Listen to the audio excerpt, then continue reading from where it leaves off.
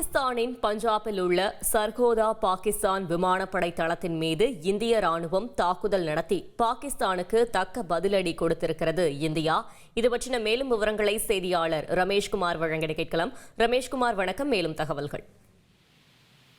இந்தியாவின் பல்வேறு நகரங்களில் பாகிஸ்தான் நடத்தி வரக்கூடிய ட்ரோன் தாக்குதலுக்கு பதிலடியாக பாகிஸ்தானிலும் சில இடங்களை குறிவைத்து இந்தியா இன்று காலை தாக்குதல் நடத்தியது.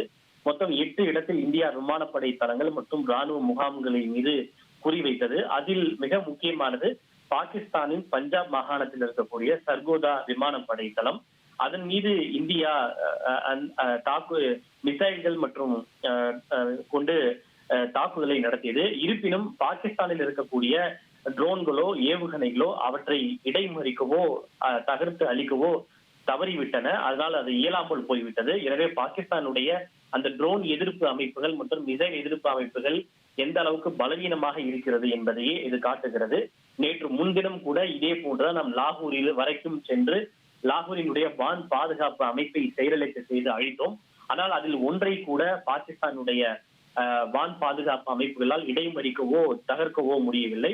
அதனைத் தொடர்ந்து இன்றைக்கும் இந்த சர்கோதாவில் இருக்கக்கூடிய விமானப்படை தளத்தில் இந்தியா அனுப்பிய ஏவுகணைகளை இடைமறிக்கவோ தகர்க்கவோ பாகிஸ்தான் ஏவுகணைகளால் முடியவில்லை என்பது தெரிந்திருக்கிறது. அது தொடர்பான காட்சிகள் தான் தற்போது பார்த்து. தகவல்களுக்கு நன்றி ரமேஷ்குமார். தந்தி டிவியை உங்கள் கேபிள் டிவி ஆபரேட்டரிடம் இலவசமாக கேட்டு பெறுங்கள். செய்திகளை உடனுக்குடன் தெரிந்து கொள்ள உடனே சப்ஸ்கிரைப் பண்ணுங்க.